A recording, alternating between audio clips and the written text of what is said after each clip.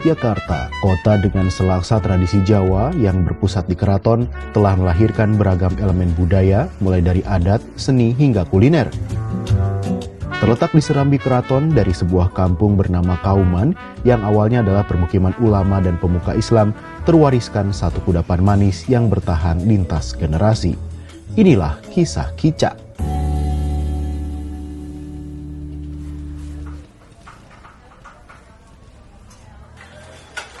Seperti kebiasaan saban Ramadan, aktivitas pasar sore Ramadan di lorong gang selebar lebih kurang 2 meter di Kampung Kauman, Kota Yogyakarta, Daerah Istimewa Yogyakarta, hampir dipastikan selalu padat oleh pengunjung yang berburu takjil untuk berbuka.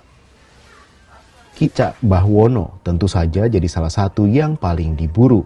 Ibu itu penjual kicak itu sejak dulu nikah sama bapak itu udah lama lah, udah setengah abadan kita jualan. Terus ibu meninggal umur 83. Jadi sekarang kita pegang generasi kedua. Kalau dulu waktu masih ibu itu kita buat sendiri. Karena kita kan jualannya sekarang enggak kicak aja.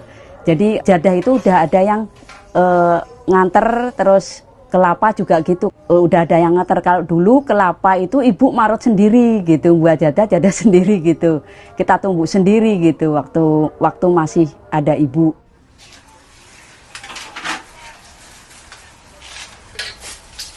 Kalau dulu waktu ibu almarhum itu kita didagangin kemana-mana. Tapi sekarang berhubung takutnya kan sekarang kan apa-apa udah mahal ya. Kalau istilahnya didagangin ke orang, kita kadang kembali kan, terus enggak ini, kita didagangin sendiri gitu. Ya kalau kicak dibuatnya cuma bulan Ramadan aja. Kenapa, Bu?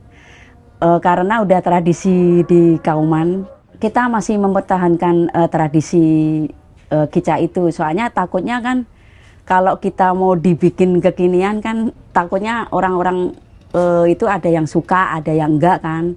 Jadi udah tradisinya kita buat kayak gitu, kicak ya itu tradisinya itu. Maka kicak itu sudah ada didapatkan dalam Serat Centini, tetapi keterangannya tidak jelas, masih perlu ada direkonstruksi banyak. Kicak sendiri dari kata keceh, ada juga mengatakan sebagai kinca. Kenapa? Karena bahannya utama adalah gula. Tetapi di kicak sendiri gulanya bukan gula merah atau dikatakan asam, sehingga gulanya itu gula putih. Kalau kita lihat dari gula putih, maka perjalanan sebuah kicak itu belum lama sebetulnya, sejak zaman kolonial, karena kita baru mengenal tentang gula putih di Yogyakarta. Yogyakarta mengapa didominasi dengan manisnya gula tadi? Karena ada 19 pabrik gula di Yogyakarta. Karena sejak tahun 1950-an itu dimunculkan makanan itu, dan itu menjadi legend. Sampai sekarang menjadi generasi ketigaan itu menampilkan itu. Sehingga karena itu rasanya manis, kemudian dibutuhkan sebagai asupan pada waktu buka puasa, nah itu menjadi trademark. Apakah itu nanti berlanjut? Oh, sekarang kan banyak sekali. Kenapa tidak makan kurma? Karena bukan khasnya kita. Orang tempat kita itu yang namanya berbuka manis-manis, salah satu bisa kolak, bisa kinca. Jadi bukan menjadi identik, itu pasti muncul. Cuma kebetulan di Kauman itu keberadaan itu muncul menjadi brand makanya yang ada di Kauman. Kalau kita lihat dari bahan-bahannya, ya menurut saya akulturasi dari orang-orang Cina. Karena ketan itu produksi khasnya teman-teman di Cina, kemudian ada gula manis, kemudian sebetulnya bentuknya yang manis tadi itu bentuknya akan manis. Kalau sekarang ini di Kauman itu kan bentuknya dibungkus kertas minyak, kemudian ada daun pisang. Tapi sekarang kicak itu naik kelas, dibungkus dengan mika, kemudian sebagai cocolan, one finger food. Jadi orang akan menikmati memburu itu menjadi kuliner yang hygiene.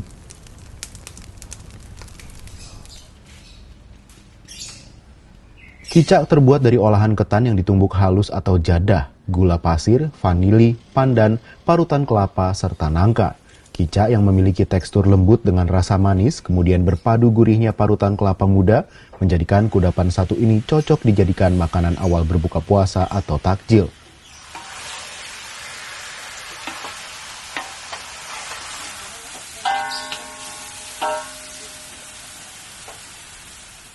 Untuk menambah aroma khas, kicak dibungkus dengan daun pisang yang sekaligus menjaga kudapan ini lebih tahan lama dan tidak mudah bau.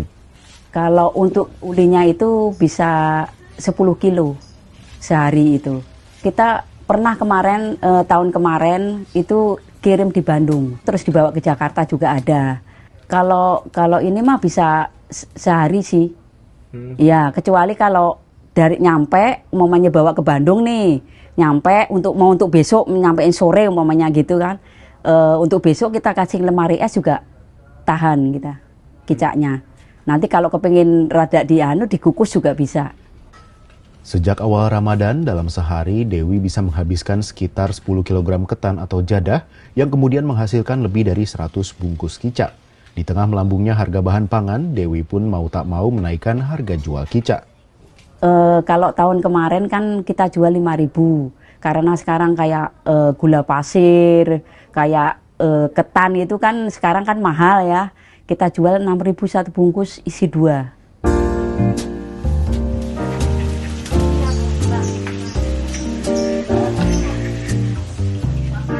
Kendati harga jualnya naik, kicak Mbah Wono tak pernah sepi peminat.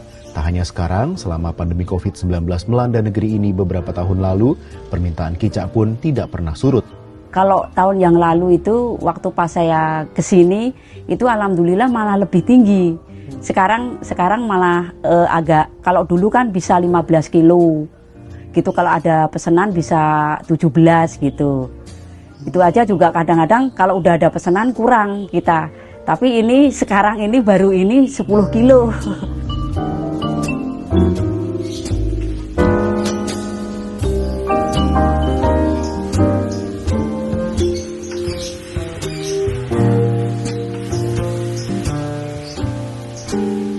Dulu kan si Mbak Wono kan suka di koran, di TV gitu. Jadi memang ibu itu udah terkenal megono dan kicaknya itu. Jadi istilahnya yang dicari Mbah Wono, kicak Mbah Wono. Kalau dulu kan belum ada kan, kalau umumnya sekarang pun juga gitu, yang dicari mana Mbah Wono.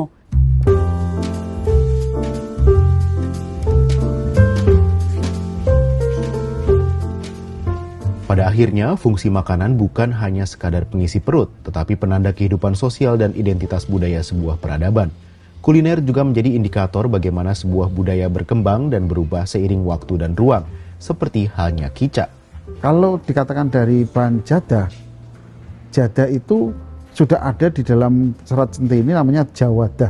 Jawadah itu apakah bentuknya jawadah tadi itu bentuknya seperti sekarang? Belum tentu, karena itu berdasar dari ketan. Nah, ketan sendiri punya filosofi panjang, yaitu ketan itulah rumah keting hubungan silaturahmi.